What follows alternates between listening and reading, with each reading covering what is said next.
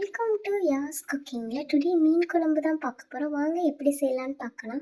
ஒரு லெமன் சைஸில் புளி எடுத்து கரைச்சி வச்சுக்கலாம். நெக்ஸ்ட்டு ஒரு தேங்காய் பால், அரை மூடி தேங்காயில் பால் எடுத்து வச்சுருக்கிறேன். அதில் அந்த புளியை மிக்ஸ் பண்ணிவிட்டு ஒரு நல்ல பழுத்த தக்காளியும் அதில் மிக்ஸ் பண்ணிக்கலாம். அப்புறம் 2 கொத்து கருவேப்பிலை, 2 பச்சை மிளகாய் இதையும் நல்லாவே நம்ம அந்த புளியில் மிக்ஸ் பண்ணிக்கிறலாம். அப்புறம் குழம்புக்கு தேவையான மசாலாவை ஆட் பண்ணலாம். நான் தனியாத்தூள் ஆட் பண்ணுறேன். தனியாத்தூள் 6 டேபிள் ஸ்பூன் ஆட் பண்ணிக்கிறேன். இதை 5லேருந்து 6 பேர் வரை தாராளமாக சாப்பிடலாம். உங்களுக்கு எவ்வளோ தேவையோ அதுபடி நீங்கள் ஆட் பண்ணிக்கிறங்க. இதை கையாலேயே நல்லா மிக்ஸ் பண்ணிக்கிறணும். நல்லா அதை மிக்ஸ் பண்ணதுக்கப்புறம் ஒரு கடாயில் நம்ம நல்லெண்ணெய் ஆட் பண்ணிக்கிறணும். மீன் குழம்புனாவே நல்லெண்ணெய் தாங்க. இதை ஆட் பண்ணிவிட்டு ஒரு பாதி ஆனியனை நான் ஆட் பண்ணிக்கிறேன். இது எதுக்குன்னா தாளிப்புக்கு நம்ம மீன் குழம்பு செஞ்சு முடிச்சுட்டு கடைசியாக நம்ம இதை ஆட் பண்ணிடணும். இதில் கோல்டன் ப்ரௌன் கலர் வர வரைக்கும் இதை வதக்கணும். அதுக்கப்புறம் நீங்கள் ஒரு பவுலில் ட்ரான்ஸ்ஃபர் பண்ணிக்கிறங்க. நீங்கள் எந்த பவுலில் ட்ரான்ஸ்ஃபர் பண்ணுறீங்களோ அந்த பவுலில் ஒரு டேபிள் ஸ்பூன் மிளகாய்த்தூள் போட்டு வச்சுக்கிறோங்க. அந்த எண்ணெயும் கொஞ்சம் எடுத்து வச்சுக்கிறோங்க. ஏன்னா நம்ம அந்த குழம்புல நம்ம லாஸ்ட்டாக அது மேலே தான் ஊற்ற போகிறோம். அரை டீஸ்பூன் வெந்தயம் ஆட் பண்ணிக்கிறலாம். வெந்தயம் அதிகம் ஆட் பண்ணிடக்கூடாது, அது கசப்பு தன்மை கொடுத்துரும். அதே மாதிரி வெந்தயம் கருகிறவும் கூடாது, பொன்னிறமாக வர வரைக்கும் வச்சுக்கிறேன்னு.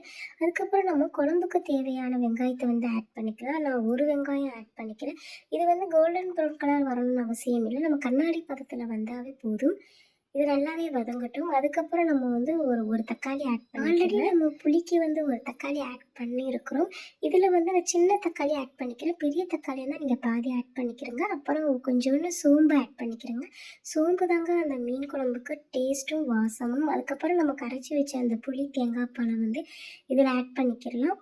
நம்ம குழம்புக்கு தேவையான தண்ணியை நீங்கள் ஆட் பண்ணிக்கிறேங்க. அதையும் நான் ஆட் பண்ணிக்கிறேன்.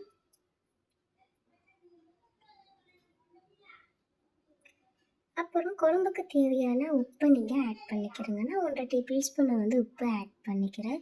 இது கொஞ்சம் கொதிக்கணுங்க. குழம்பு கொதித்ததுக்கு அப்புறம் தான் நீங்கள் மீனை போடணும். கொதிக்கிறதுக்கு முன்னாடி மீன் போடக்கூடாது, ஏன்னா மசாலா பச்சை வடையாக இருக்கும். இது கொஞ்சம் கொதிச்சிருச்சு. இப்போ நம்ம மீனை ஆட் பண்ணிக்கலாம். நான் சீலா மீன் தான் ஆட் பண்ணுறேன். எங்கள் ஊரில் இதை சீலா மீன் சொல்லுவாங்க. சில ஊரில் இதை வஞ்சர மீன் சொல்லுவாங்க. உங்கள் ஊரில் இதை எந்த மீன் சொல்கிறாங்களோ மறக்காமல் கமெண்ட் பண்ணுங்கள்.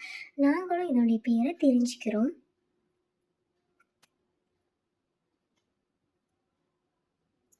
இந்த மீன் குழம்பு அவ்வளவு டேஸ்ட்டாக இருக்குங்க. நீங்கள் ஒரு தடவை ட்ரை பண்ணி பாருங்களேன், அவ்வளவு டேஸ்ட்டாக இருக்கும். எல்லாத்துக்குமே இந்த மீன் குழம்பு ரொம்பவே ஆவி பறக்க சாதமும் சுட சுட மீன் குழம்பும் ஊற்றி திண்டா ஆஹா, அவ்வளவு ருசியாக இருக்கும்.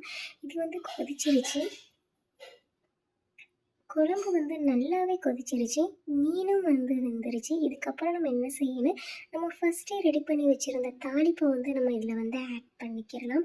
இந்த தாளிப்பு தாங்க இந்த குழம்போட டேஸ்ட்டே. நான் முன்ன சொன்ன மாதிரி அதுதான் இதனுடைய டேஸ்ட்டே. இந்த தாளிப்பு ஊற்றுனதோடய நம்மளுடைய குழம்பு ரெடி ஆயிடுச்சுங்க.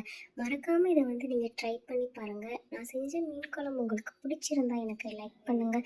மறக்காமல் நம்மளுடைய சேனலை சப்ஸ்கிரைப் பண்ணிடுங்க.